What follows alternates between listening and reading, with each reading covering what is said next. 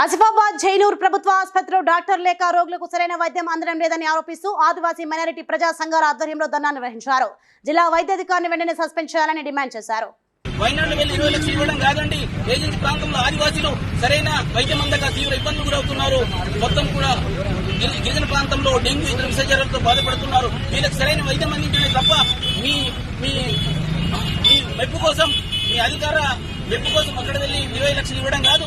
ఈ ప్రాంతాన్ని మీరు ఒక మంత్రిగా ఇన్ఛార్జ్ తీసుకున్న తర్వాత సీతక్క గారు ఈ కుమ్రం జిల్లాలో ఉన్న ఆదివాసులు మంచిగా చూడండి, వాళ్ళకి విద్యం అందుతుందా లేదో తెలియజేయండి. అంతేగాని మీ మెప్పు కోసం మీ యొక్క హైకమాండ్ కలవడం, వారి మెప్పు కోసం ఇది చేయడం కాదు.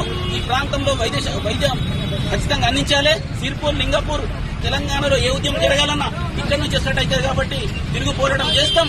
తక్షణం మీకు సాధ కాకపోతే గద్దె దిగండి. సీఎం రేవంత్ రెడ్డి గారు మావనాటే మా రాజ్య దిశగా మేము మరో పోరాట శ్రీకారం చుడతాం. తక్షణమే 2 రోజుల్లో కలెక్టర్ స్పందించాలా, డాక్టర్ నియమించాలా. ఇక్కడున్నటువంటి ఎవరైతే శాతకాని పనికి రానటువంటి వ్యక్తి ఎవరైతే డిఎంఎడ్ ఉన్నావో వారిని బర్తరఫ్ చేయాలా.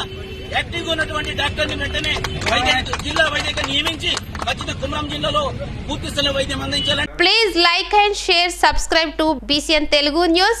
Please like, share and subscribe to BCN Telugu News.